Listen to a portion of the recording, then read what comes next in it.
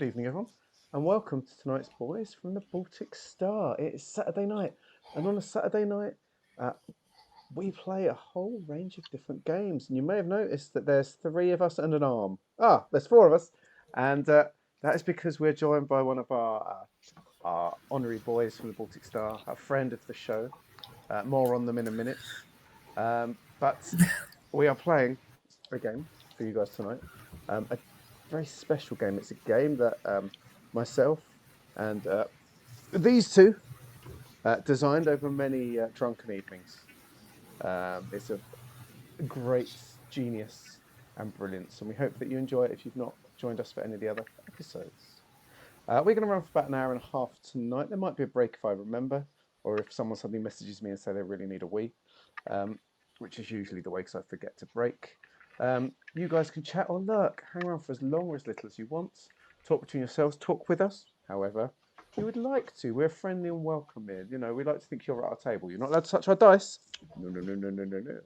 You can sit there and you can drink and you can just hang out with us. And sometimes you can blow on our dice if we need the luck. There is a red sun you can click if you want to spend some points and get involved. Let's see what's on available today. Anything pinkish will make a noise. I've kept Boone on. I've kept Regardless of the Town. I've kept Name an NPC on, which is quite a powerful role. As some of these names might make a final rule set at some point, or a story. They might be published or self-published or online. So a powerful thing to use. You can ask one of our three heroes for a minute of wisdom. That's on tonight. That's very rare on one of my streams. I leave it on. Just have a flick through. Find out what you like the sound of. Spend some points. It's true, Slane. Like I say, I'll tell you what. The first time someone makes a roll, they'll hold them out and you can blow on them, Slayer. You can give them the luck of the roll. There you go. How about that? Maybe not spares though, because I think you use virtual dice, don't you? It's a bit weird blowing on virtual dice. Blow in the Discord. I have a pack of dice here. Can be symbolically done. Symbolic blowing. Oh, that sounds like the sort of thing that get you arrested. I'll still hold them out. Perfect. we're joined by I do what I can. Yeah, exactly. You bring the love and the joy, and that's what's important in this stream. There's always happiness when you're here. But who are you, and who are the other people on this stream? What's going on with life? I don't know anymore. All I know is that my name is Luke, and I'm in the bottom left of our little magical foursome. We're like the old Windows logo tonight. I think the colours aren't too far off. And if we were in the political compass, I would be in the anarchy corner, which is ironic because I am today's GM, so I'm the rules man. But my name is Luke. I'm kind of running the game for these guys, just offering them a space in which they play, and play they will. And one man who I know will definitely play is the man in the Elon Musk corner of the political compass. You always have my eye out then. We're very close tonight. This way. We can get the old high fives in. Look. The return of the fist bump. Yeah. Here's my. I'll put you there. Here's my brother. An hour and a half of that. Nothing else. That's all. Sit back and relax. It's so rare we get to be this close. Here's my brother from another mother. Here's the Floothmeister General. Here's the housewife's favourite. It is Ewan. Good evening, Ewan. How are you? Hello, Luke. I'm very good. I'm much better thanks to the high five and the poke in the eye and the fist bump. Or at least two of them, but I won't say which. We'll have to trial and error to find out which. Not a big introduction tonight, Ewan, because of time, of course. But why don't you introduce us to the character that you're playing in this wonderful mystery? I am playing the youngest of our three characters, the Scots of origin, Arthur McBride, gameskeeper, metal detector galore, and the one wearing a kilt and heavy wool. Oh, very heavy wool, and even in this temperature, it's quite hot out there today. I know, especially for a Scotsman. But he's sort of committed to it now, right? It's his thing. Yeah, it is now a thing. People expect it. You have to keep up. No, you don't have to keep up appearances, but you do have to keep up those expectations that people hold of you. And they are great Certainly in the expectations. villages. So I hear. And the thing is, of course, as he is a true Scotsman, he is getting a nice breeze around his lower parts. Indeed. That's good. So it all balances out. Fantastic. A man who has seen up the breezy inner parts is the man directly above me. He is the smartest man in any room, who lives his entire life in the Twin Peaks dream sequence and is carried around Faversham, aloft in a sedan chair by half a dozen heavily oiled Eastern European men at all time. He is the Queen of Faversham. It is the lovely Ben. Good evening, Ben. How are you? I'm well, thank you. Yes, I am well, and much looking forward to some villages tonight. I'm a bit worried. I put you in the top left today, which is the communist corner. Can you bring communism to the group? I don't like this. Yes, technically, I should probably be where you are, but all of us should be where I am. Yeah, probably. but yes, I can bring a little bit of communism, I'm sure. Wonderful. Now, who is the character that is going to bring such communism to the group this evening? I play a character called Andy Lyon. He is a postman with an interest in antiquing, but specifically old computers and calculators and telephones and bits of electronic gimmickry. He sounds like quite the gentleman.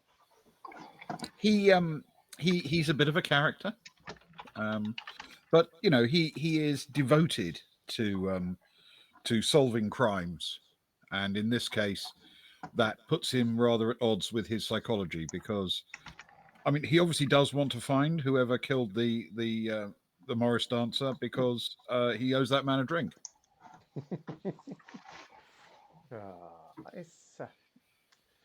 It's concerning how much you hate Morris dancers.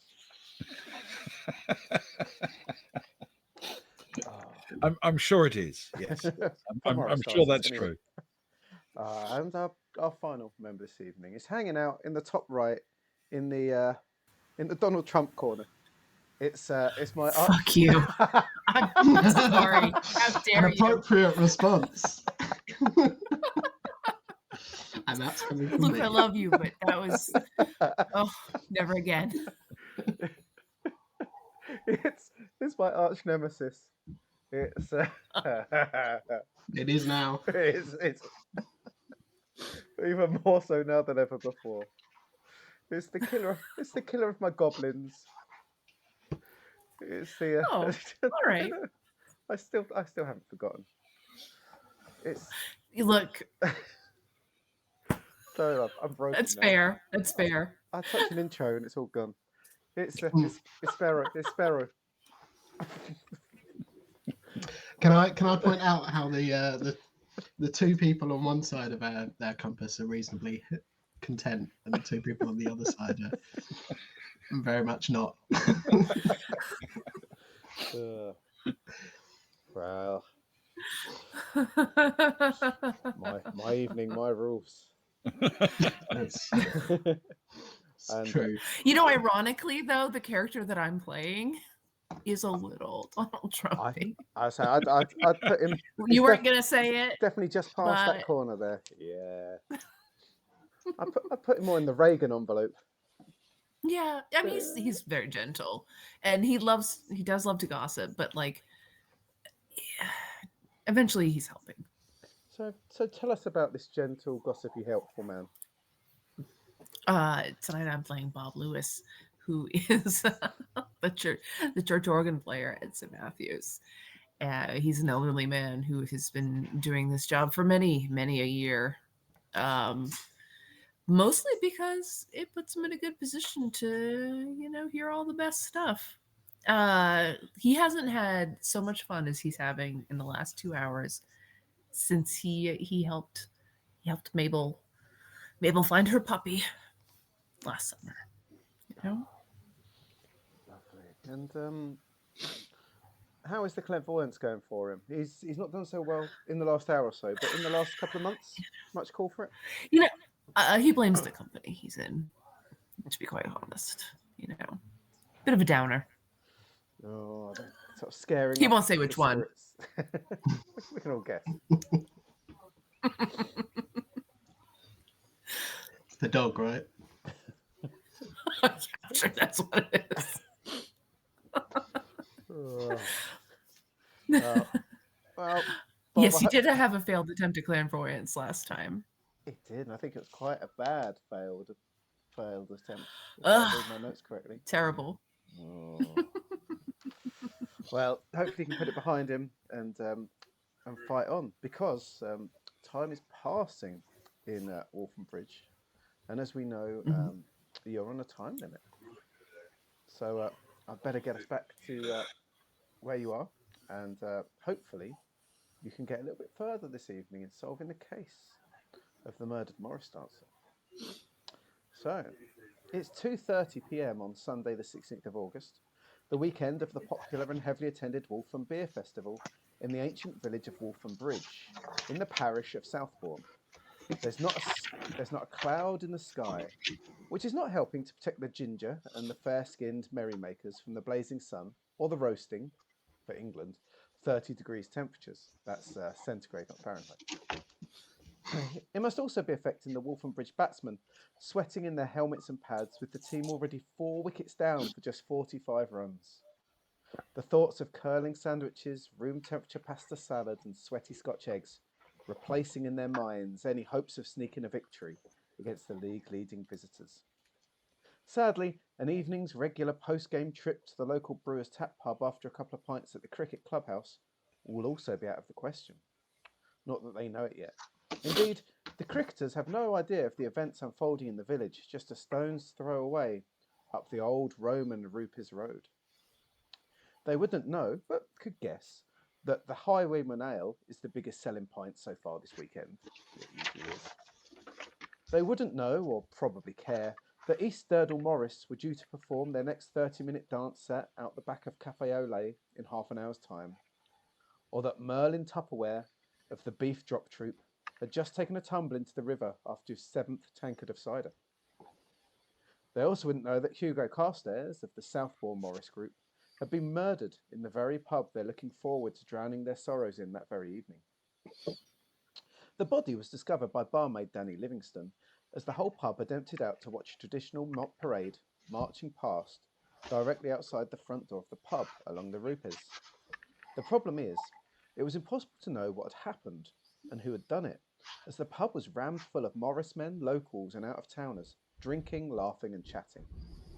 Danny had informed pub landlord Lenny McDuffie, who, despite partially wanting to just drag the corpse into the beer cellar so as not to miss out on the huge takings his pub would have made that afternoon, instead decided to call the local police officer, DCI Alex Cornwall, who in turn had called 3 local amateur sleuths, who he knew could give him a chance of solving the case before the big guns from the station over in Rattlesbury were due to take over the case at 9:30 p.m, just 8 hours after his arrival at the pub. His 3 sleuths, cable knit jumper wearing gamekeeper Arthur McBride, postman Andy Lyon, the knobbly knees winner at the Fletcham Festival for 5 years in a row, and finally self-styled clairvoyant, Catholic church organist and slightly creepy older American gentleman Bob Lewis, had, however, gotten off to a slow start, and DCI Cornwall was concerned that an hour had already passed, and all they had to show for it was a slip of paper showing Morris dancing performance times, a weird failed attempt at clairvoyance on the deceased, and a discarded napkin with the phone number of local baker Sylvie LeBonc. Multiple calls to her had informed them that she was heading back home to St James at around the time of the murder, and the napkin was meant for the lisping Stephen. What DCI Cornwall didn't know was that the party of sleuths were possibly making small inroads into the case since leaving the pub. A short walk to the grass behind Baker and Son had led to a conversation with Kelvin Lyon of Southbourne Morris, who had informed them that far from being bitter rivals, the Morris troops were all in fact part of a support group together, encouraging each other to shake their bells for the greater good of the art form. The greater good. Arthur had spotted 2 dancers outside of Cafe Ole, where our 3 heroes had begun this whole affair. Heading back over the bridge, they went to introduce themselves to them. Perhaps they knew more. 1 hour had passed. It was 2:30 p.m. on Sunday the 16th of August 2020, and DCI Cornwall and our 3 sleuths had 7 hours remaining to find out who had killed Hugo Carstairs. And so I hand you back over to our heroes who have just reached the outside of Cafe Ole. Oh, it's like Midsummer Murders mixed with 24. I can just see 2:30 flashing at 7 hours remain. Ding, ding.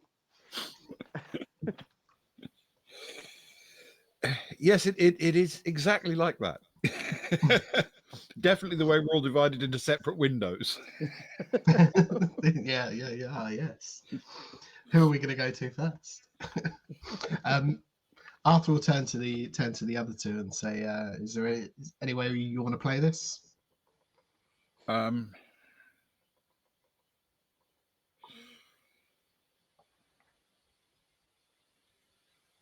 Not in particular. I think we just need to try to be reasonably friendly and not,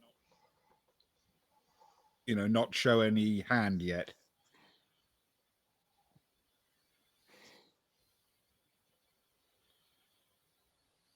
Yeah, that sounds okay. I agree. I have a few matters I need to follow up on that are unrelated there anyway, so we can start out on any topic once we get there.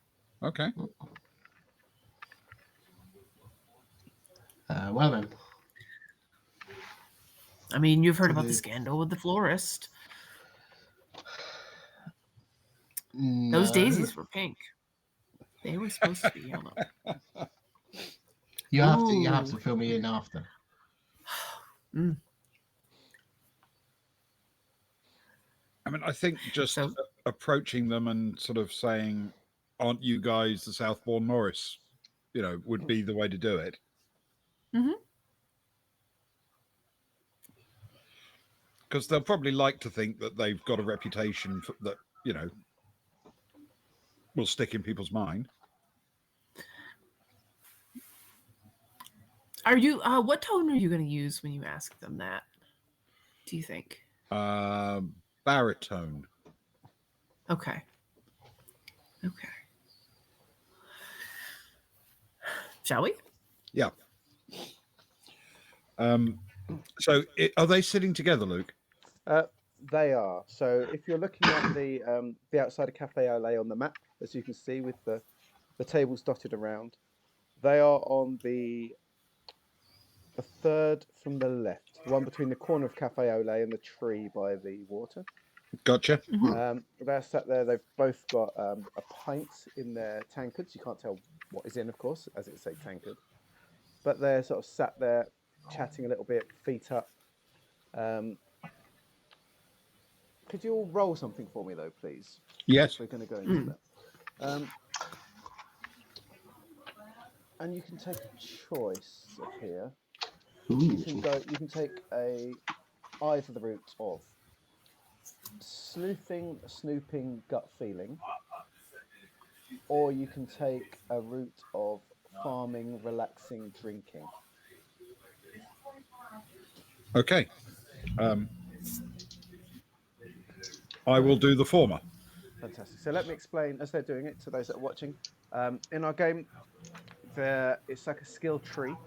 Everyone gets a D10, whatever. That shows that there's a human chance of achieving anything in life if you put your mind to it.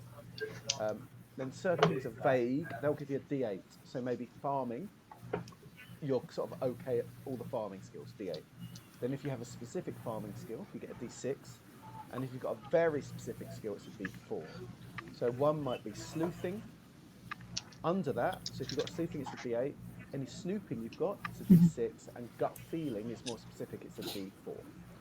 Yeah. They collect all those dice together, roll them. A 1 is a success. 2 2s is a success. 1 2 is a partial. Anything worse than that is a failure. Yep. I have a D10, 2D8s, 2D6s, and a D4. Jeez. It's in his wheelhouse. No. I have 1-1. Okay, so that's good for you. Not for me. I've got a 3, 5, and a 10. Oh, you've not even got a partial. No. I have a 1 and 3 2s. Oh, you. Oh, well, You're- aren't you special? jeez. So, Nicely done. Eugene. Arthur, maybe you don't notice it because old Thistle perhaps is just tugging at your leg a bit too excitedly. There's another dog nearby, and Thistle's quite excited. It's a new dog it's not seen before, and he's quite excited to go and play or to bark out, to however Thistle would normally deal with dogs. But the other two of you, you can notice the two of them, while they're trying to give out an exterior of relaxed, you can tell that maybe the way they're sipping their drink is a little bit more tense. You have that sort of gut feeling that maybe not all is right with them. Maybe they seem upset or concerned, or something like that. Okay. Are they alone at the table? It is just the two of them. All the tables are full, but at their table it's just the two of them. Okay. I'm just wondering if we should get ourselves a drink first, make it look a bit more natural and a bit more relaxed. Oh, of course we should. Do you want? I'll get them in if you want. Perfect. You, wish to start? Yep. What are you after? For highwaymen. I hear it's deadly. That's what they tell me. Same. 2 high, 3 high women. Wonderful. I'll meet you somewhere. Arthur will make his way to the bar. The bar inside is very much 3 deep. But if none of you want to approach them until drinks are had, I suppose we'll have to wait for sort of the 5 minutes or so to pass. It's rammed, of course, but there's a lot of extra staff. Marjorie Payne at Cafe Ole has got a lot of 19, 20-year-olds working today to clear the lines. And it's not too long before you make it to the front. Yes, Bob. Bob will volunteer to take Thistle, if desired. Sort of walk him around the edge of the river while we wait. Yeah, Arthur's a little slow to hand over.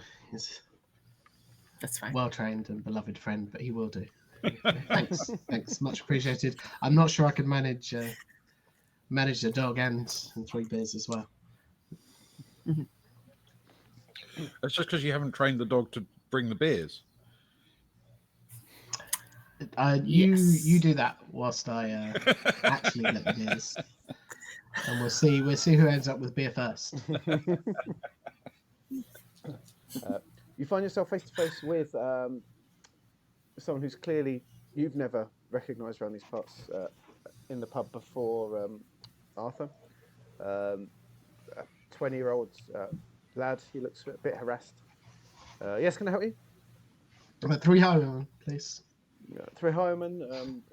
Okay, and you watch him go over to the pump, and as he's pouring it, as he's sort of pumping it in, half the time the nozzle is not even in the beer; it's spurting out a little bit. It's by the time he's finished, one of them's sort of half an inch from the top, another one has spilt over the top, another one's a bit dusty looking, and he plonks them all down in front of you. That's £15, please. Arthur will sort of shake his head, but it'll go rumbling around, and whilst he rumbles around, listen. I take it these are okay. I heard some rumours that there were some concerns about the quality of the Highwayman ale. Somebody's been taken sick or something. Have you heard anything? Not around, not around here. I'm afraid. Well, I'm not afraid. I'm glad it's not around here. But it's we've gone through a lot of barrels apparently today, but no, people are still drinking it from here. Oh, okay. They'll pull out the money and they'll hand over. All right, as long as, well, clearly we don't care. We're already a few in. And he'll give him the exact change and pick up the drinks and turn to leave. Could you please roll for me? No. Yes. Farming, relaxing, drinking, please. It's not no. I know. Okay, that's okay. That's a 1, a 2, and a 6. Okay. As you try and turn around, of course. Don't sound disappointed about it. Oh, you know what I'm like in these games. As you turn around to go, like the sort of the cues, the sort of the mass sort of closes in around you as you go, but you manage, by hoisting the beer up, you manage to just about get through without spilling a drop, which is very impressive. And you there's a gap at the top of each. one of them, yeah. And you manage to get your basically half glasses of beer back to your colleagues. Here we go, and he'll pass out the front one to Bob, and hand one over to Andy. Thank you. That's kind of you. No, they weren't any fuller when I got them. Just so you know. Yeah, beer festival. We get it. So, but at least it Bob adds to the effect that we've been here for a while. It probably does. So, I will saunter over towards the table, not, quickly or aggressively, just gently, and walk up to the couple of people. Are you standing close enough that it's very aware that you're leering over them, or? I'll stand at the sort of that distance you stop if you're going to speak to somebody, but you haven't been sort of invited into the conversation yet. So like 3 feet away, 4 feet away, that kind of distance. Yep. The one that was kind of talking, he stops quite quickly as you appear, and looks up at you. It's like you're blocking out the early afternoon sun a little bit, maybe. And he says, "Afternoon." Afternoon. You guys with the Southbourne Morris? We certainly are. Sorry, we've had to pull out of the last couple of dances today. Unforeseen circumstances, but I'm sure we'll be back soon. There's another festival quite locally in a couple of weeks' time, and we'll be there if you want to come along. Oh well, thank you. That's good news. I'm sorry to hear you had to pull out of the events today. These things happen, I suppose. It's, And nothing serious, I hope.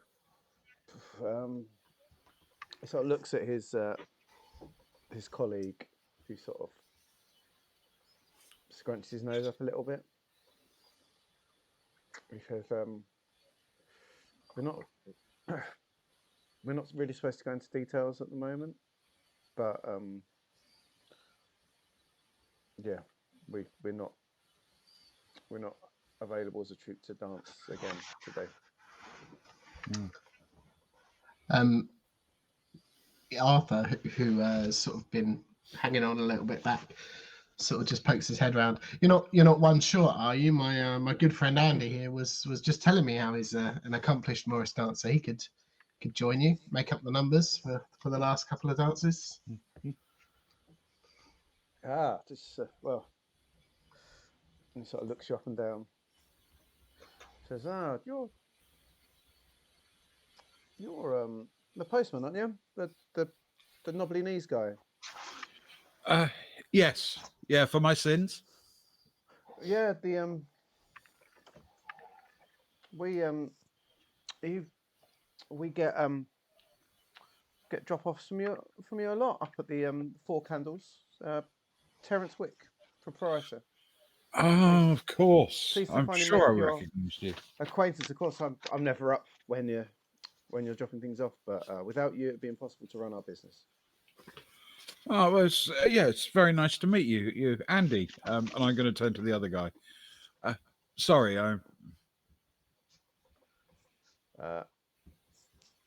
He sort of looks at you for a minute. He goes, Stephen Cochran.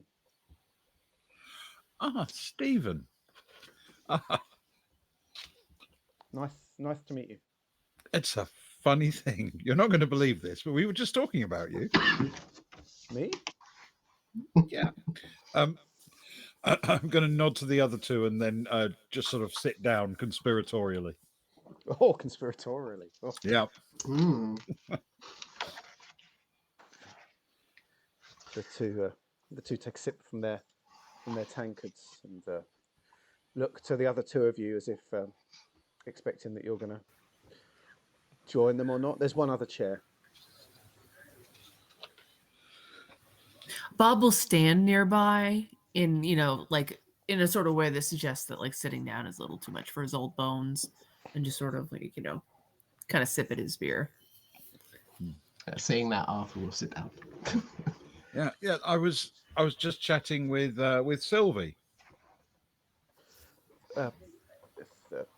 Chatting with Sylvie. Yeah. Sylvie LeBonc. That's her. Oh, she's lovely, isn't she? Yeah. I think she's quite fun. I think she was a little bit confused the last time I spoke to her, but that may have been my fault. Why is that? Oh, she was in the middle of getting a lot of telephone calls. I mean, a lot. They're just endless line of telephone calls, and I was just, one of them. It was a bit chaotic for her, I think.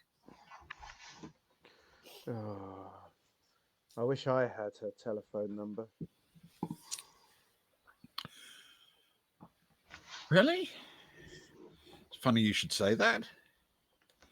Did you not, in fact, have her telephone number? I'm pretty sure she said she gave it to you. Roll for me a sleuthing police work interrogate, please, as you're going down the questioning route here. The 8. Okay, just D10 and 2D8s.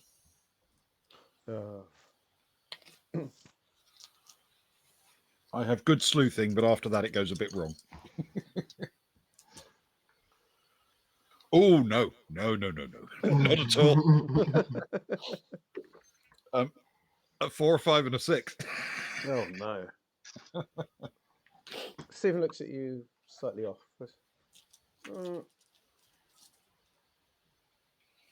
I said I don't have it. I've spoken to her, but I don't have her number anymore. And then he sort of looks a bit awkward about the whole situation. Oh, you don't have a number anymore. Okay, that would explain it. Do you have the number? Do you have her number? Yeah. I had the number, but I lost it.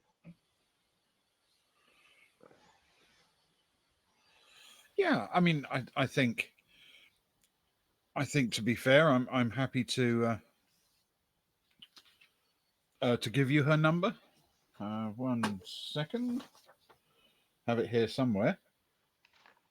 Yeah, it's 07700 07700 371 371 268. 268. That's fantastic. Thank you. I thought I would he sort of looks over at Terence with a sort of a smile, and Terence sort of shakes his head, like, oh. Terence looks at you and he's like, thanks.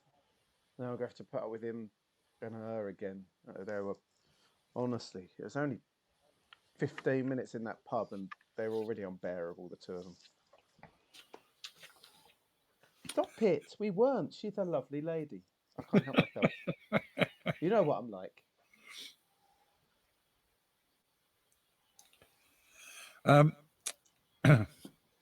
Okay. Now that we've sort of broken the ice a little bit, I should probably tell you that I didn't come and see you here quite by accident.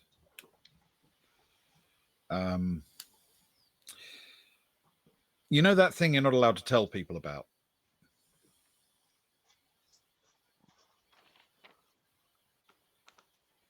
Yes. Yeah. Well, we've been asked to help. Terence raises an eyebrow. By who? Our glorious local police constable or sergeant or possibly inspector. As that said, can Arthur try and gauge any reaction? Do they seem worried? Let's go for.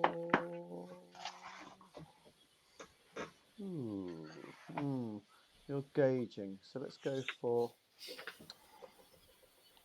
We could go villaging schmoozing, fitting in. If you want, if you're trying to get the vibe of them. Unless you can offer a better route around. I'm open to suggestions.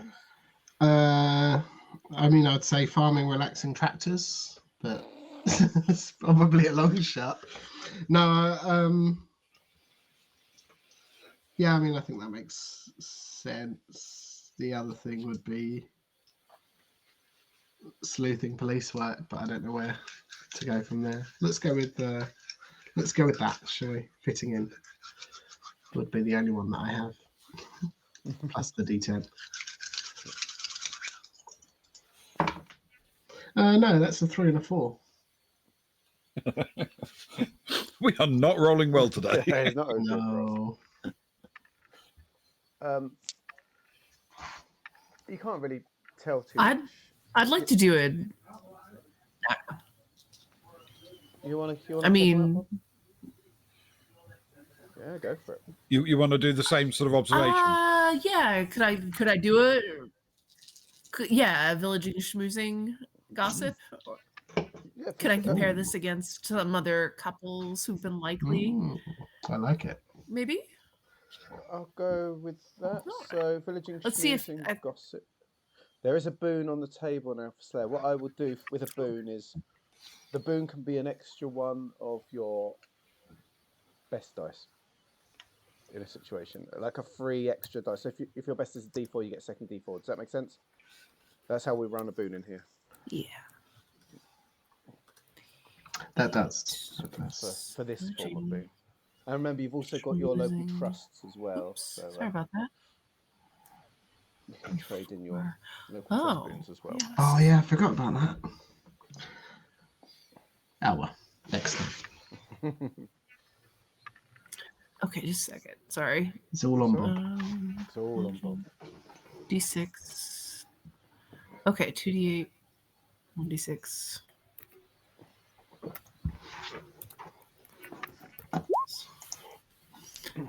Oh, 1, 2 out of all of that. That's a partial. As you so as you're looking at them, you see that they don't seem too worried or concerned that you're sort of working with the police. They don't instantly look like guilty or anything like that. They're not like, oh, it's a fair cop kind of thing. Do they look sad at all? with a single two, I can't tell you more than that. There's not a chance I can give you more than they don't look like we've been caught kind of thing. But that's about all I can give you. Yeah. All right. That's no problem.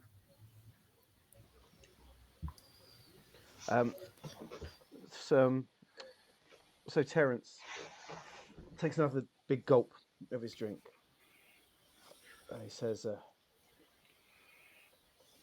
"Have you seen him?"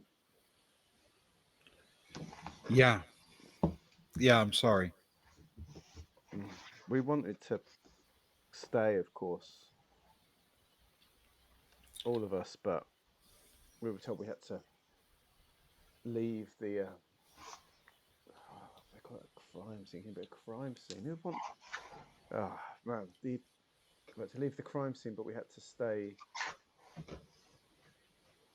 local. You know. Don't leave town. Don't leave town. Exactly. I think we said we weren't allowed to leave Southbourne until he said 9:30 this evening. But then by then it's pretty much bedtime anyway, isn't it? Where are you going to go? Nowhere to go anyway. I don't need to leave. I'm here if they've got any questions for me. I mean, Yeah. if you're worried that they think you might be guilty, I know a guy who can get you to a non-extradition country from the aerodrome. You know that pretty much every time a plane comes into the aerodrome, it crashes historically. I hear the record's not great, but you'll be leaving, so it's fine. The odds are much better. Sorry, I shouldn't. I shouldn't joke at a time. At a time like this, we do apologise. I apologise. We're sorry. He was a good man, an interesting man, but a good man. He was a good, and most importantly, he was a good Morris man. His bells were always shiny and jangly. His handkerchiefs perfectly white. He danced with gaiety. A light step. They said he had a light step. He had a great flick of the wrist. He had a gentle way. He was a campanologist. Sorry, you know, bell ringer around town. He was a busy man, and it was a joy to have him in our lives. That's weird to say to have had, you know, instead of to have. He sort of gazes off into the middle distance and takes another sip of his drink. Any enemies?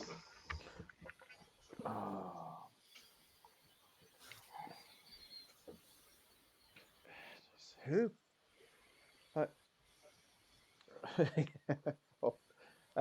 Who in their right mind would be an enemy with a Morris dancer? It's impossible, right? We bring joy and happiness everywhere we go. Did you know they the local newspaper ran a story a couple of years ago that rated Morris dancers as the second most loved people group in the whole region.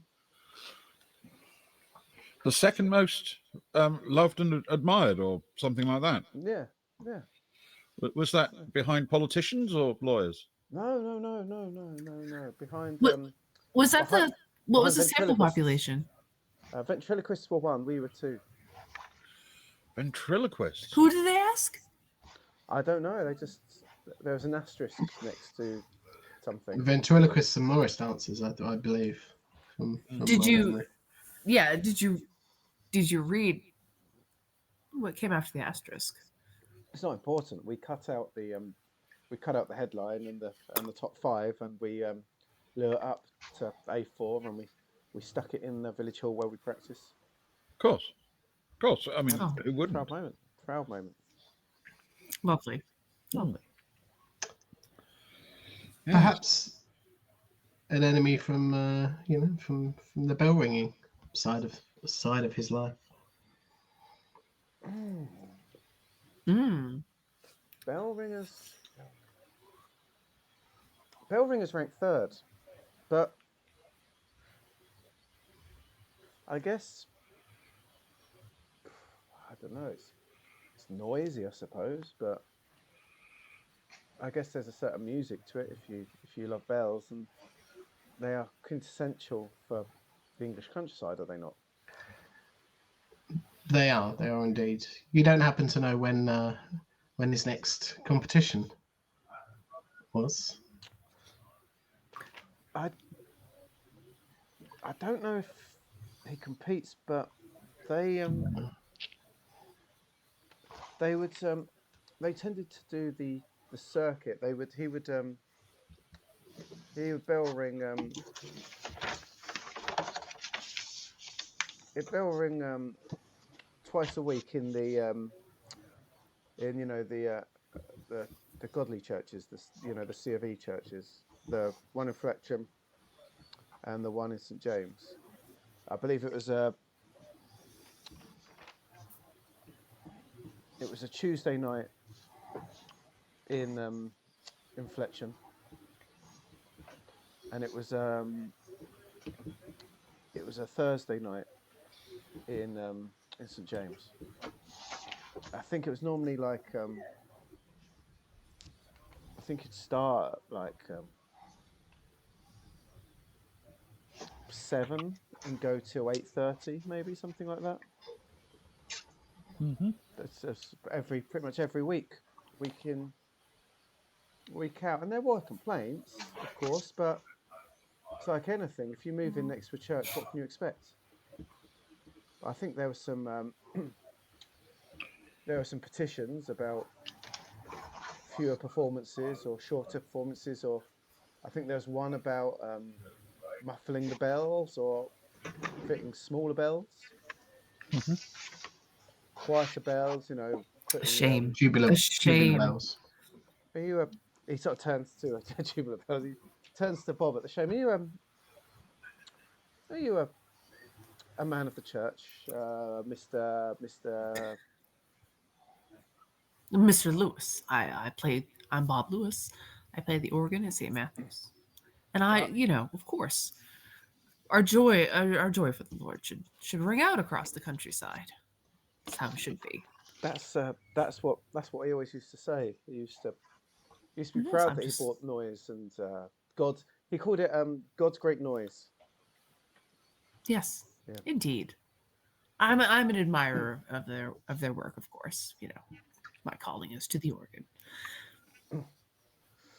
Uh, And what is your opinion of the bells?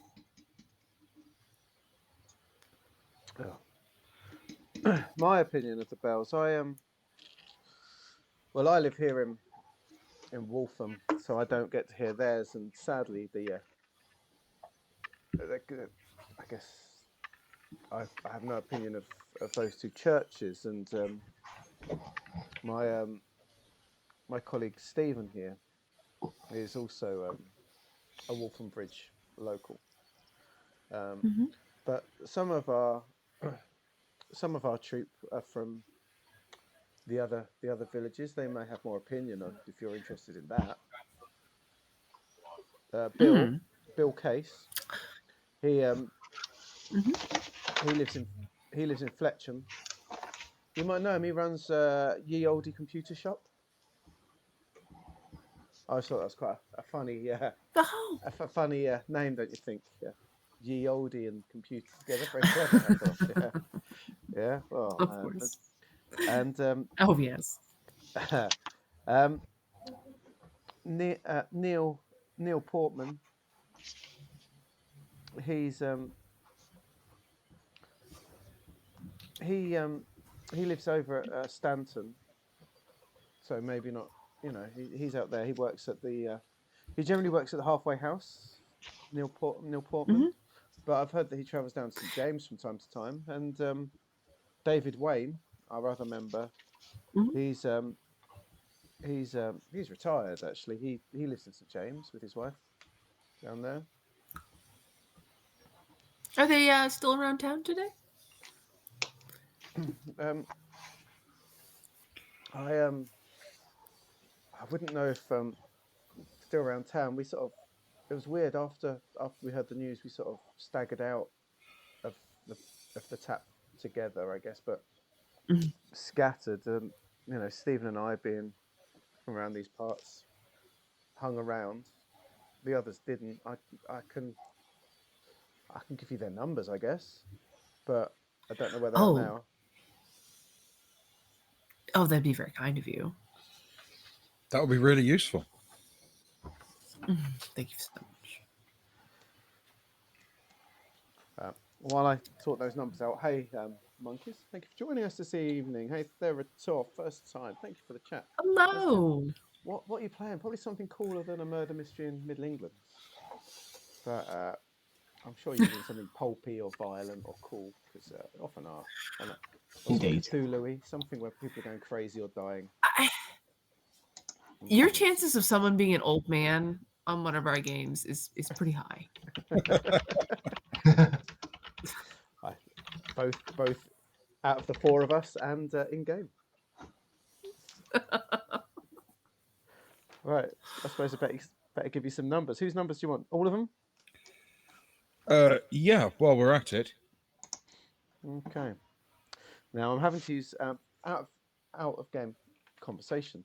When it comes to numbers in the game, there are certain numbers. Like in America, there's always the same numbers in films, right? For dialing codes, right? I can't remember what it is, but every phone number in America starts with certain numbers, doesn't it? 555. 555. In the UK, it's also the same, but it's slightly different. We don't have a 555, and I had to look out for the game. We have, interestingly, 01632 is put aside as the dialing code for business, and for mobiles, 07700. So, of course, in real life, it's unrealistic for everyone to have 07700, but for the sake of this game, 07700. Okay. So Bill Case is 07700 621 414. Yep. David is 07700 696 201. Mm-hmm. And Neil Portman is 07700 225 226. Okay. It's a lot of two-twos. Well, the funny thing about Neil Ballet Portman, dancer. the funny thing about Neil Portman's is that if you do, instead of doing 225 226, right, and we found this out before we made the mistake, if instead of doing 225 226 and you do 226 225, it's a Lady of the Night answers. We get Neil with it all the time. It's so funny.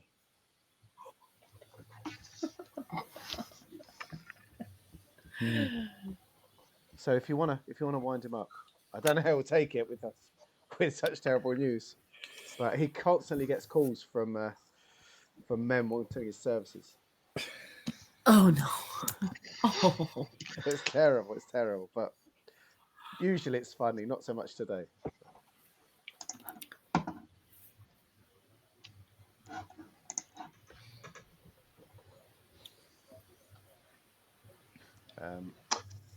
Well, that's certainly certainly interesting information. Not sure how useful it'll be to an investigation, but you never know. Stephen turns back to you, Andy, and he says, when you spoke to Sylvie, did she sound disappointed that I wasn't calling her back? Devastated. The old Stephen charm. I guess I'll give another call. Did she say whether she was still in Waltham Bridge?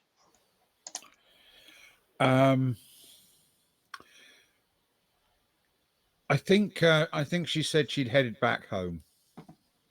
Ah, she must have taken the beef line. This is wonderful. This is, and then he sort of, it seems like he's struggling because he's excited about that, but he knows he's sad about his friends, or at least meant to be, and he's sort of jumbling with his emotions from what you can tell, and he sort of half gets up happy, then he's down, so, and he's sort of looking, and Terence half rolls his eyes and says, "Well, maybe something good can come out of today," and sort of waves the back of his hand at sort of Stephen. Says, "Go on, go to her." Stephen sort of grabs his phone out and starts to call. You sort of see the first numbers go in, the 0770037, so you assume it's to Sylvie. As he sort of nods at all of you and rushes off up the road towards Waltham Bridge train station.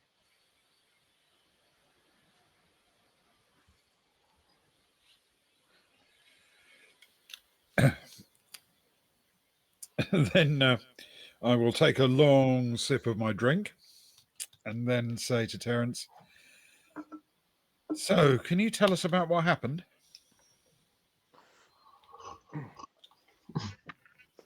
He sort of he downs his pint, sort of looks at the empty tankard a bit forlornly, puts it down, says, "Oh, it's bounced across the screen while I was looking at my hand." Let's put it back. I'm off to the train station as well. It's because you're trying to head to the left. You're very unhappy in the corner of the screen. I am. You had made a bid for his political identity. You dragged him back. Back where you belong. He bounced off for me too. Definitely trying. So yeah, Terence puts his empty tankard down. He thinks for a bit. He says, "Well, we'd just finished our performance, and I must say it went well. It went well. We just performed at the Baker and Son slot. I don't know if you know it well. Just across, he sort of points across the river, just over there. You know where and you can still see like a few of the Morris dancers that have sort of been packing up when you got there. The last couple, a few sort of picnickers. So it's just over there. We did that. We've done that at 12, and it runs about half an hour. And it's good because it gives you half an hour, right? It gives you half an hour between to get a drink in, 2 if you drink quickly, and then head off to the next. And we were coming here next for one before going across St Matthews, and we were looking forward to the day, and the Bakery Son had done well. The first start doesn't always draw the biggest crowd, people haven't been drinking enough, and it is said that to appreciate Morris dancing, the more you drink, the more you appreciate it. I've heard that. And so we just had the hardcore fans, and it was good. We danced well. The bells were very much in unison, and things have started well. We left there about 12. In the end, about probably 12:20, maybe a little bit soon, a little bit earlier than perhaps we would. But like I say, the crowds aren't quite so big in the first one, and we made the short walk down to the Brewers Tap, headed in through the beer garden entrance. You know the tap, right? Oh yeah. Yeah. So we headed in through the beer garden entrance and through the snug in the back and through, and it was rammed in there. Honestly, there's places to drink in town and there's all the stalls out there, but the tap is always full. The amount of money they must make, and Lenny recognised us when he comes in. He knows that when the Morris dancers are in, he always makes sure whoever's on serves us first. He knows we're limited on time. He knows you keep the Morris dancers happy, and we all managed to squeeze through to the bar. So pretty much lined up along the bar. Got our drinks in. I had a boom hole. I don't know if you're a fan of a boom hole. So that's a good drop. I do enjoy a boom hole. Boom hole really hits the spot, and I have my boom hole. that was gone in 5 minutes. Ordered another, and I was pretty much just starting on that one when suddenly the call went out because outside the parade was going past along the Rupes, the sort of the parade of the extravagant hats, Mm-hmm. and everyone rushes out to cheer on or to throw things. It's supposed to be a positive parade of the extravagant hats. It's supposed to be a wonderful thing. Yeah. To celebrate the hat making that people have done over the last year. But generally, by the time you get past the Brewer's Tap, and you guys would know this, but traditionally, people are throwing objects to try and knock the hats off heads. Yeah. Of course, it's just part of the tradition, isn't it? And so people piled out, started throwing empty cans, light objects. People bring satsumas and things from the supermarkets and shops to throw, Mm-hmm. and we all piled out with excitement. And when they're gone and the excitement passed, we went back in, and I was one of the first back in. And when I got there, Lenny and the barmaid Danny, they were sort of telling us that we couldn't come back in. We got like 5 meters in or something, and but I saw his legs, Mm. and I knew exactly whose legs it was. His bells were always the most well polished, and I knew it in that moment from Lenny's face that he was dead.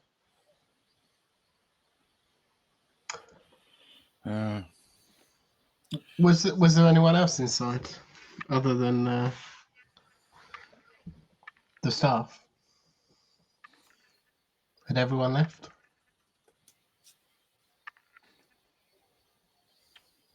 He sort of thinks through it. Says, I didn't.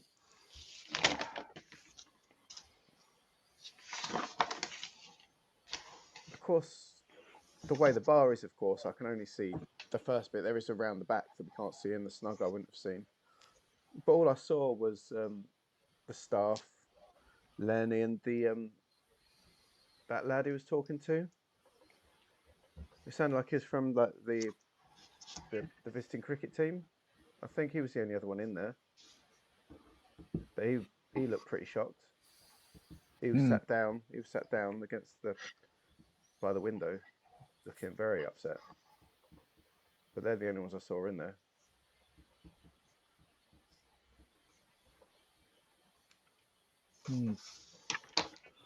Yeah. It's horrible, really. Now I think about it properly. I guess I've been trying not to think about it.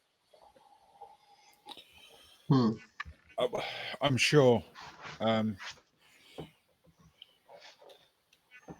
sorry to have to drag it up, but you understand we have to ask a few questions. No, I get it. We need to find out what happened, you know? Terrible. It's going to be sadly missed. Yeah, definitely. Speaking of a few questions, what other establishments make sure that the Morris troops are served first? Well, for this festival, Hmm. well, the tap, of course, will because of the Baker and Son stage. Cafe Ole here, they do. They're great for it. There's a couple of stalls along the way that see you good. There's the stall outside St Matthew's on the road, opposite like the Riverside Way. They'll always let you jump the queue, which is great. So And mainly, where do you get your attire from, if I might ask? most of it is hand stitched or ordered in from out of town. Oh, I see. Okay, thanks. And Arthur will make a mental. Was there anybody there who would have? Sorry. No, what was that? Sorry. Would you have Sleuths? thought they should have been served first? Mm, Was there anybody there who would have thought they should have been served first there's rather than the Morris dancers?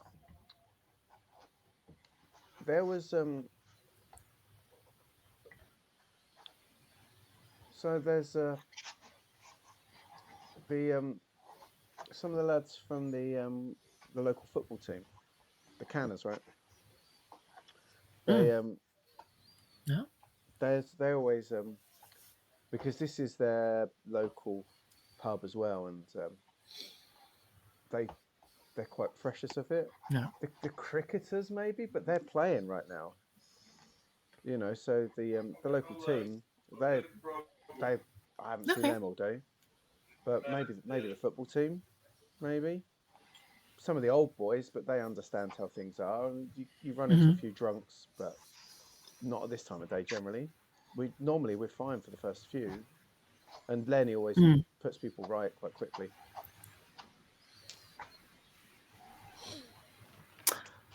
Oh, of course. I was just thinking maybe it was a mistaken cup, you know.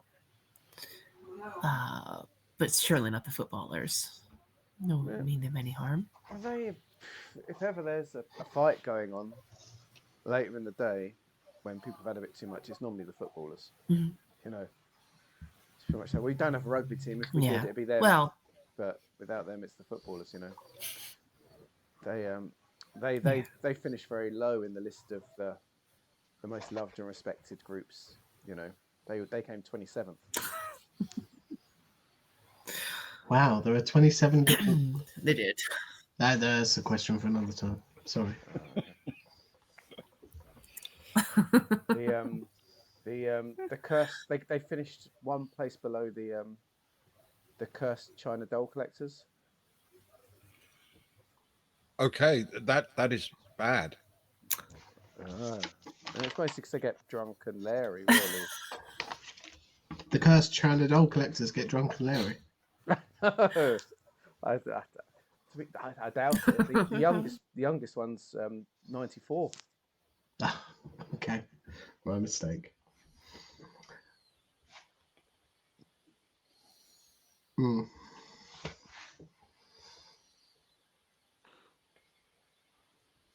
And Hugo will look at the other two.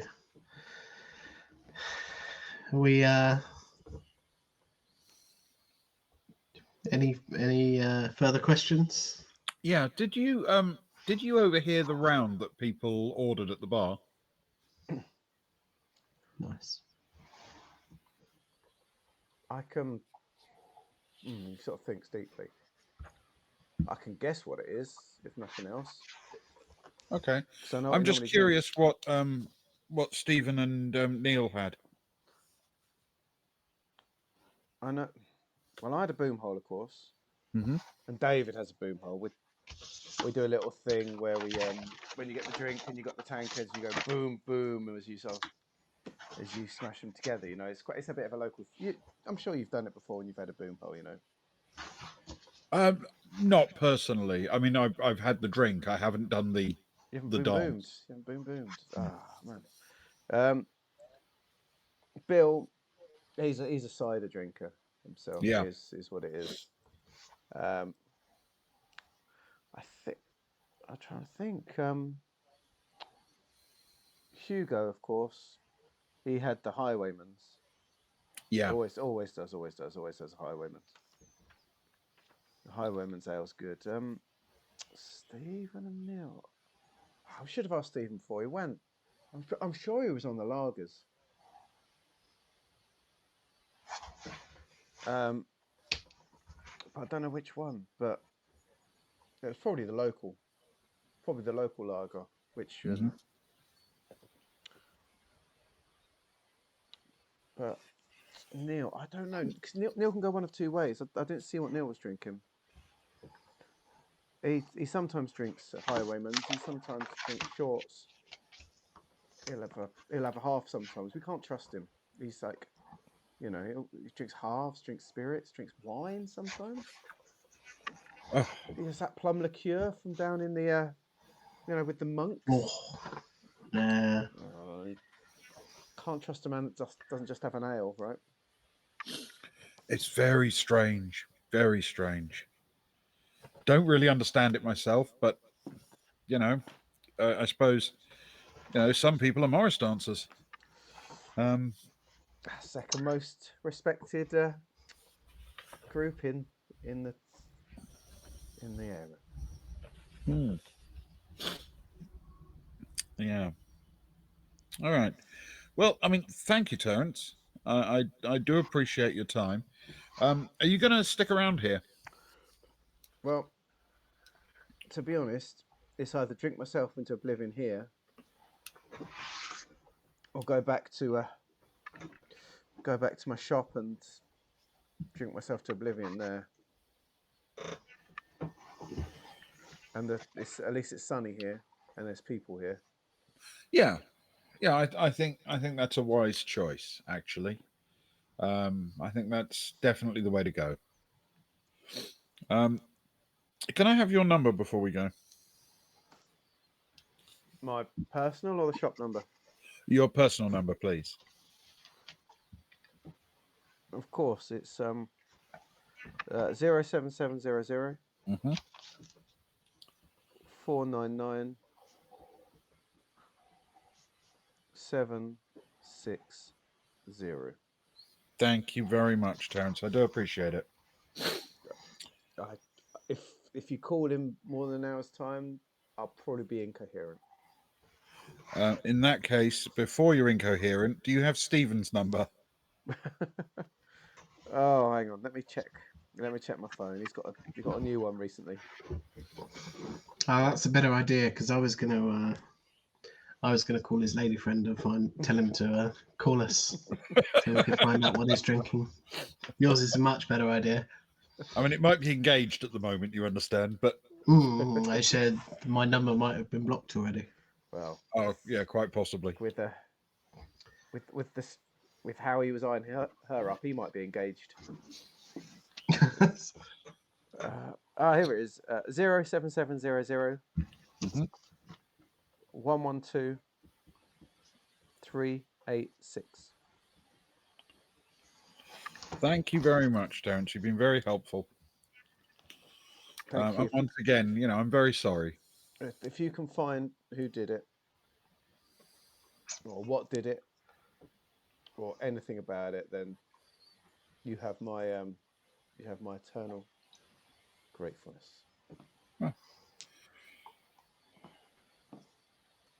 Well, that's very, very generous of you. I don't know what I'll spend it on, but thank you.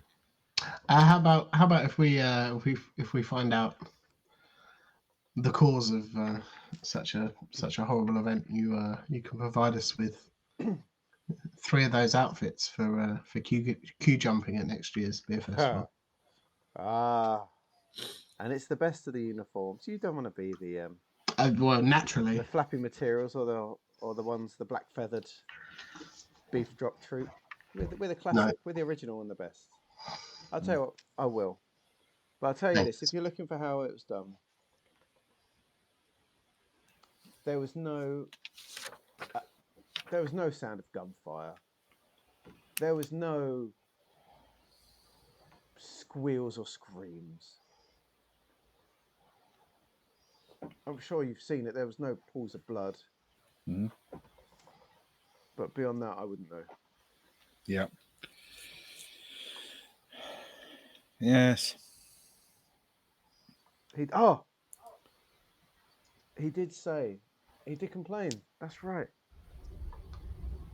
He said he thought the beer was off, that Lenny had to go and change the barrel.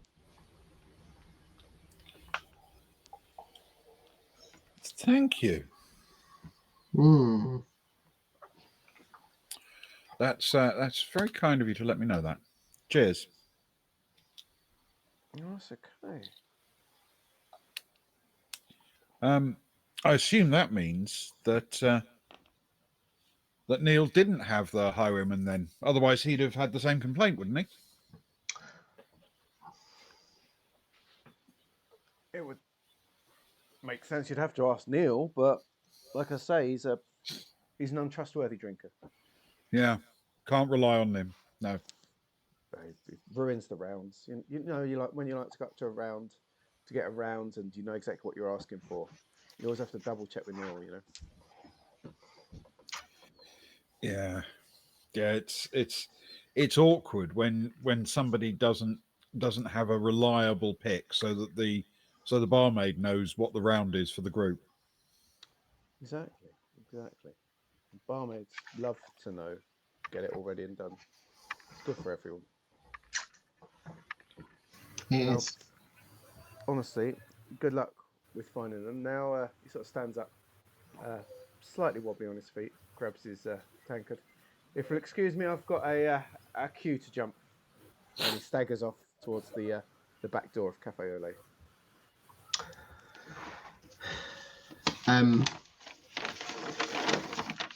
Arthur will look between the other two, and he'll say, "Well, of course, the other option is that it wasn't the beer itself, and that perhaps Neil could have had the Highwayman's, but it was the glass. It was the specific beer that was poured. Being as the staff are the only people in there.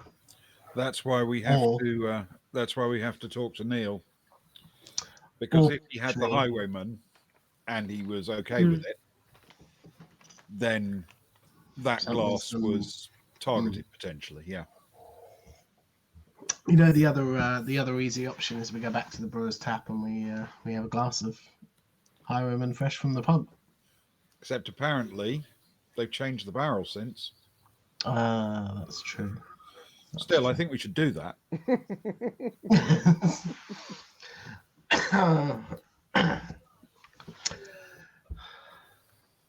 But it feels as though at least we have some kind of method, potentially a strong lead on a method. Well, we have an idea. If Neil was the unpredictable one, who is enemies with Neil? Oh, That is an excellent question. Because somebody I'm might still have wondering assumed, about a mistake. yeah, you're right. Somebody might have assumed that Neil was going to have that beer. especially if Hugo was such a loved character as our friend alluded to. Yeah, I'm not convinced that Morris men are quite as beloved as he thinks, but that's just me.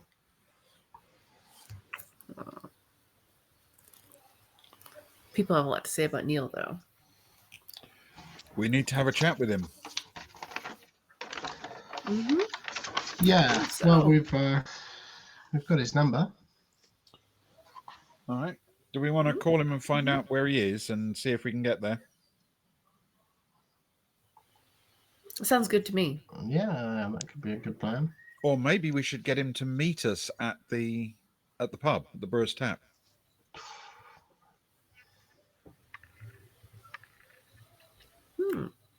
Yes, that'd be dramatic. I like that. That would be dramatic. It's a good story. I'm a big fan of when they gather everybody in the parlor in those Yes. mystery TV shows and films. I'm a big fan of that.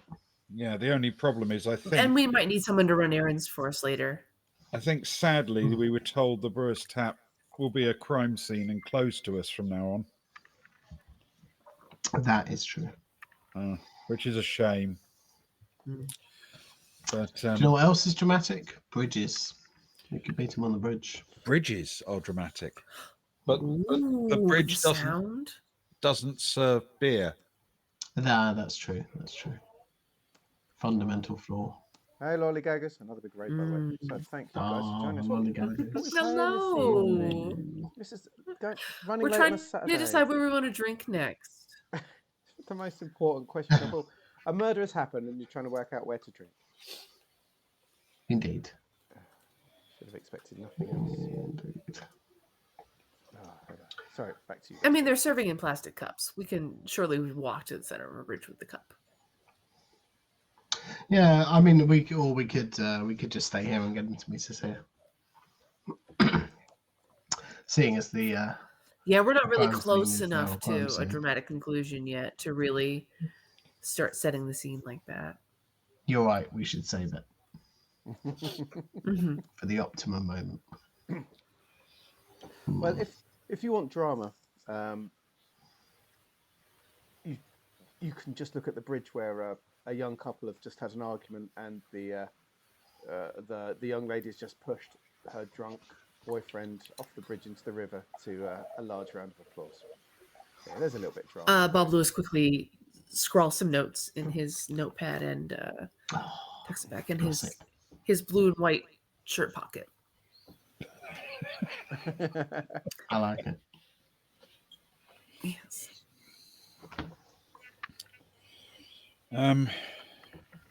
Well, shall I get another round in and The obvious thing to do is we're literally sitting at this table right now. Let's at least hold on here and get a beer while we find out where he is, and then we can make a decision whether to hunt him down or get him to come and join us. Yeah, Bob will volunteer to get the drinks this time since the turns must be taken. Yeah, yes, it's It's the rule. Yes. it's not Arthur's round. You're right. Arthur will say, "Remember, if you want to get to the front, just shout." Morris starts are coming through. Yeah, Maybe or make some Yes. bell sounds or something. apparently ventriloquist because they're beloved. Oh, yeah. Good call. All right then. But if you're going to say ventriloquist coming through, you've got to make it sound like it's someone at the other end of the bar. Yeah. That's the problem. It doesn't work so well. Everyone at the other side scatters. Shuffles over. Ugh, It doesn't work so well. that was not my intent. Mhm. So Bob will come back with 3 more shabby beers. I'm assuming that the phone call occurs in that space. Yeah, I mean, do you want to make the call, or would you like me to? Arthur, you planning to make the call?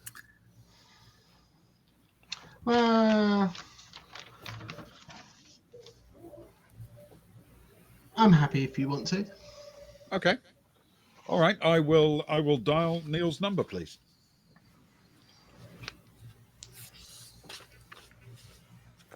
Cool. So you dial. What is Neil's number, please? As part of this game, I'm gonna request Neil's the number number you dial every is time. 07700 225 226. Oh, very well done. Do I have to agility check you to make sure you haven't dialed the prostitute number by mistake? Whilst he's dialing, can Arthur go to the toilets, please? And he wants to write on the inside of the wall for a good time. Call the opposite of that, and he'll write down Neil's number of 225 226. I know the same as that. Yeah. So the 3 of you have scattered. One to actually find the case of the murder. One to help with the liquid for thinking, and the other one just for nefarious, filthy deeds. Mischief. Well, for this round, Bob has to get his glass of water. If we're parking, he's supposed to have. He has to touch it. So you're ordering 3 pints and a water, or 2 pints and a water. Yes. Oh. 3 pints and a water. Well, if you've got 4 glasses, you're definitely going to have to make a roll in a minute. But when we come back to you, Okay. It rains for a little. Remember his sharp elbows. He's Yeah. got room along his arm. I'm going to give you a little bit of help for the sharp elbows. If someone does get you, take an eye out with those. Takes about 6 rings, and you sort of hear a voice at the end of the line, Ben. It's a voice that's sort of speaking out over a sound. Sounds like a lot of voices, like a busy space. Oh yeah. Yellow. Who is this? My name's Andy Lyon. I don't know if you're familiar with me. I'm the postman. Have you got a letter for me? Not exactly, but a message, I suppose. I'm really gonna make it quick. I'm really busy right now. I'm at work. Where's that? It's at the pub. It's at the halfway house. I wasn't supposed to be, but I was called in and I was free. Ah.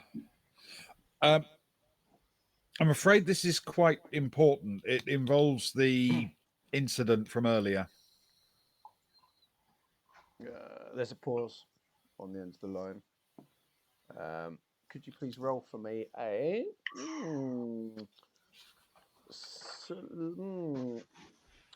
sleuthing, snooping, gut feeling, please? Okie dokie. I suddenly feel vindicated that that my good friend Andy is making the call and not me. Yeah, I just about have enough dice to make that roll.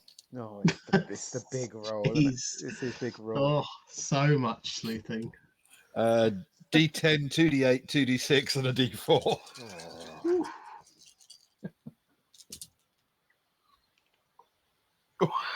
It's a good job it was. I got just a single one on the d4. Everything else was garbage. Oh god, just about. Lucky you've got those specific skills. He sounds genuine, I guess. In his answer, if you're going to pick something up from his tone, it's genuine, and you've got his attention. Okay. What can I do for you then?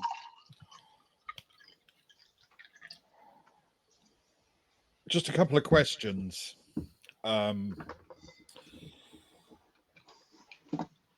What were you drinking? That order at the brewer's tap. As you ask the question, you hear some shouting from across the phone. You hear, "Neil, I don't pay you to take phone calls during your shift." And then you hear a beep, beep, beep, and the phone goes out.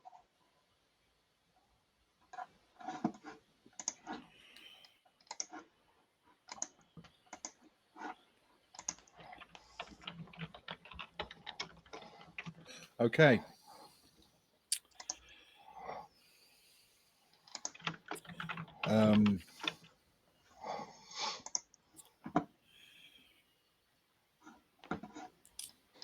While you're there, we better roll for Bob. Sorry, Bob. You've got 3 badly poured pints and a water. Could you please roll a farming, relaxing, drinking, please? I mean, I can roll it. Arthur doesn't know yet, but is the water poured any better than the pints of beer? I'd be worried about the water. It just came from a jug. Ewan's curious. Just came from a random jug. You can have an extra D10 though for the sharp elbows. Ooh, I'm feeling generous. It's late in the evening. You can have a D10 for the sharp elbows. Okay. What's the point in having them if you don't use them? Yeah. Okay, just give me a second. Something.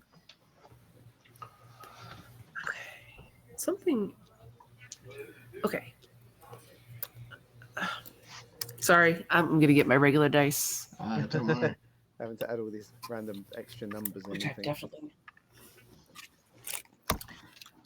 It's not loving me right now. Okay. I can do an extra D10? You can. While you're doing that, Arthur, I'm not going to make you roll to check that you actually wrote the right numbers down after all. Thanks. That's all right. Much appreciated.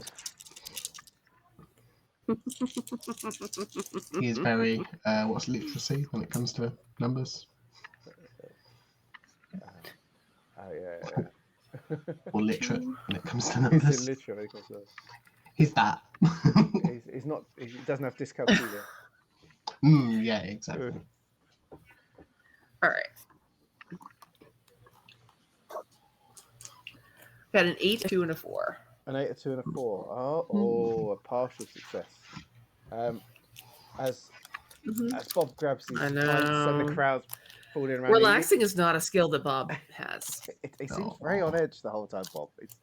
It feels like he's at his best when there's a bit of tension in the air, and there will be tension because as he picks the pints up, someone sort of barges into him. He sort of gets an elbow out, his sharp elbow, into the guy's rib, and he manages to stop the drinks from spilling onto him, but he manages to spill half of the pints onto another person instead. It appears to be one of the football team.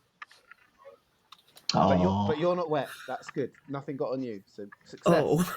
Partial. The lad, he's got the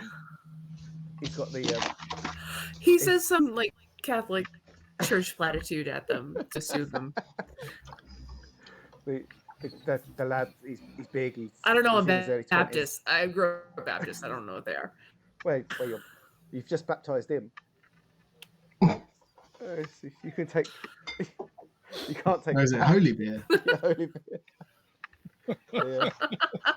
He recoils as if he was a vampire doused in it. But he's in his 20s. He's got a shirt on that's a little bit too tight. Both his arms have got the grayscale tattoos all the way down. He's got very tight jeans, no socks, loafers. He's got shaved sides and a little top knot on top. It is 2020 after all. Uh-huh. He's got and he looks down. He's ready to kick off, and then he realizes you're a gentle, slightly scared-looking Catholic old man. And I'm going to roll for him actually. That's fantastic. And he goes to get Larry. Then he realizes, and he says, you're all right. Gives you a big slap on the back, which makes you spill the rest of the beer on the floor. Now get out of here, old geezer. His push that sends you towards the door, basically. Bob turns around and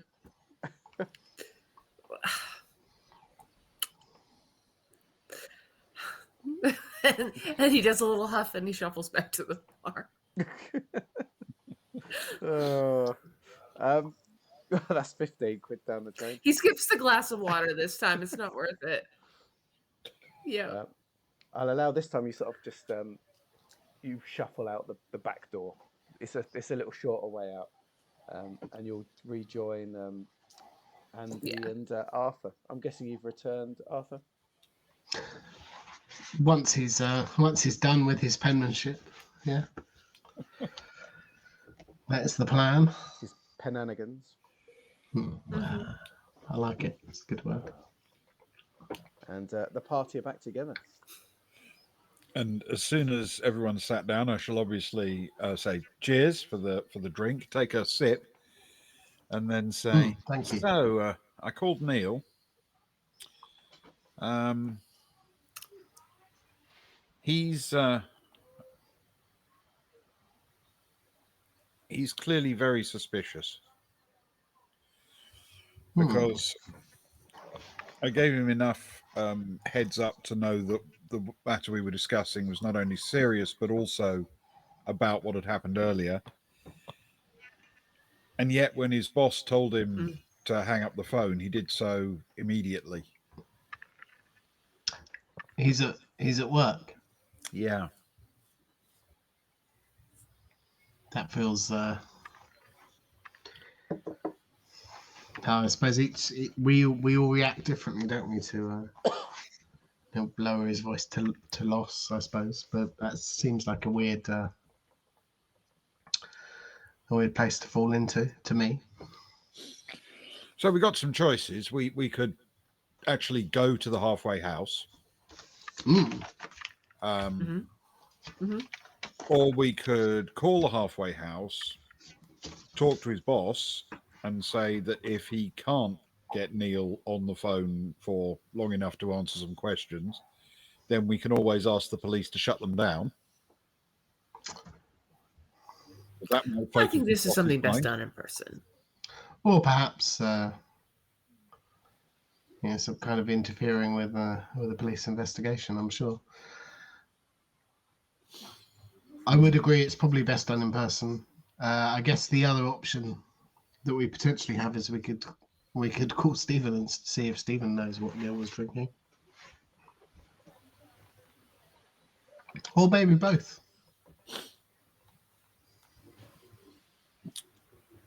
We could.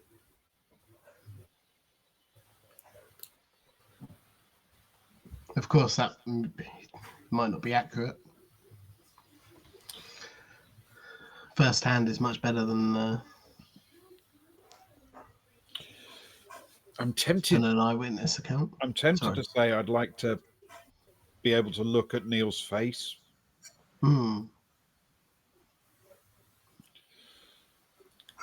Or at least, hear his voice when he asks a question, Yes. rather than That's get it secondhand. and especially if you've already spoken and introduced us and indicated our intent, and then they see us. Well, we do so again, but in person. I'm I think that's.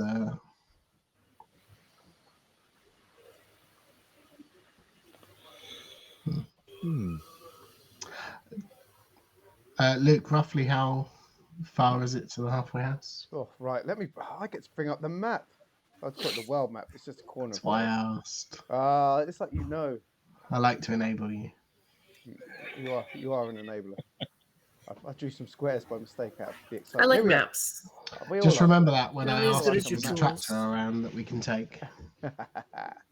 Right, here we go. So, dear friends, if you look as it is in the top left-hand corner, that is where Waltham Bridge is. It is on the river, just to the east of Peterwood, as we can all see. Yes? Now follow my Indeed. vision. Right, if we shrink our map out a little bit, if we can, there we go. Whoop. There it is. Waltham Bridge is, I don't know if you can see my cursor floating around in the map. Let's see. Probably not. Waltham Bridge Yeah. is, okay, yeah, there it is. Waltham Bridge, top left, there it is. The halfway house is over here. Now, as we know, from the top to the bottom of the map is about 6 miles. The bottom of the map being down here is St James. So your route to the halfway house would be varied.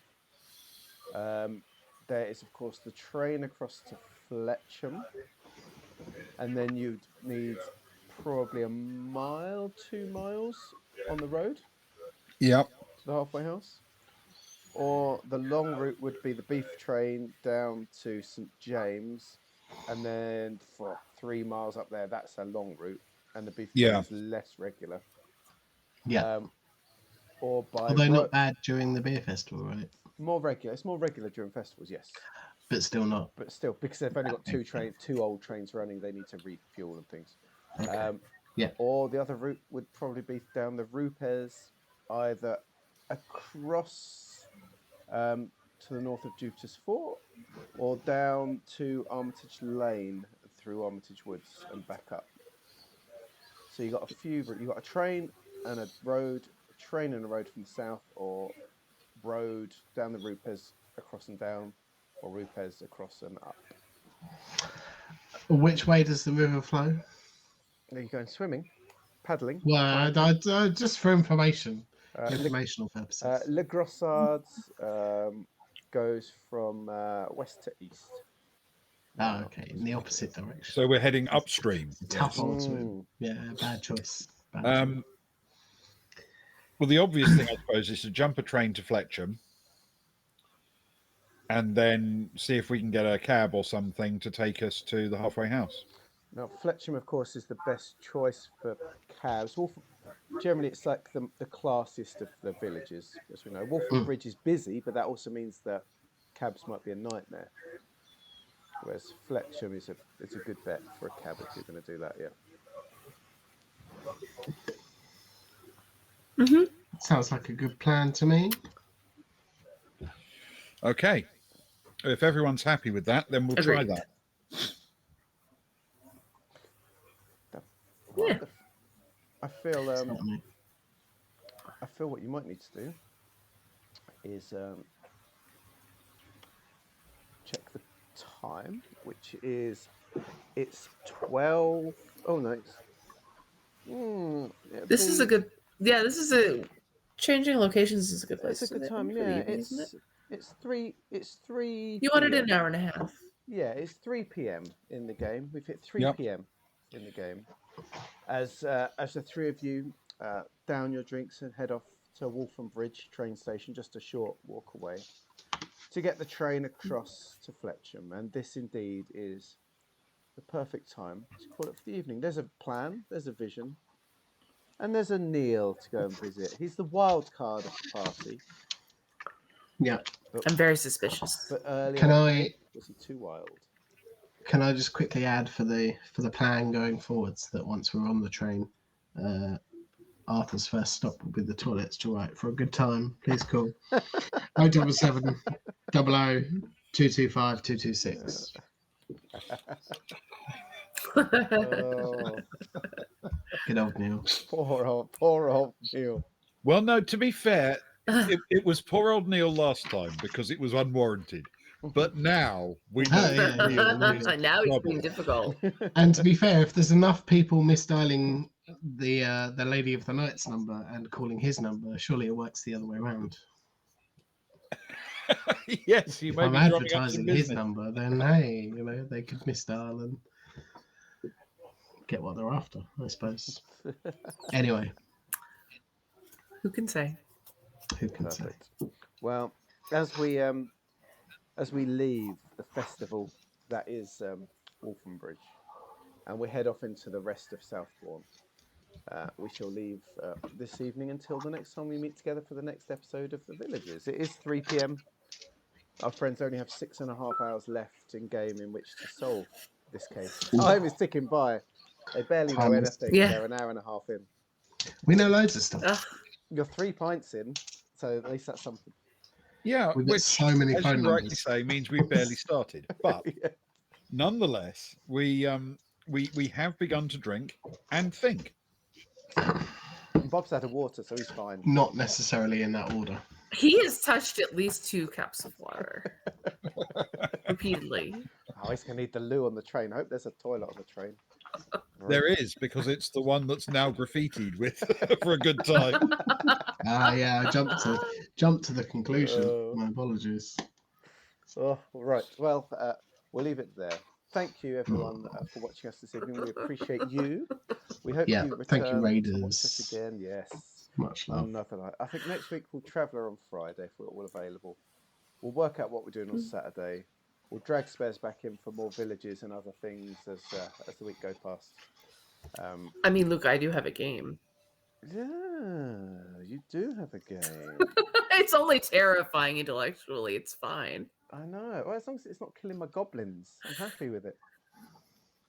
That's all about. But No, it's constructing a person out of bits of things that you've heard. I know. You know, it's just only terrifying. about teaching. Well, we'll Love delve it. deeper into these horrors. But from the four of us, me the anarchist, Ben the communist, you and the Elon Musk, and Sparrow the Donald. How dare we dare you. It's good night from all of us, and we'll see you all soon. Good night. Thank you all. Cheers. Good night.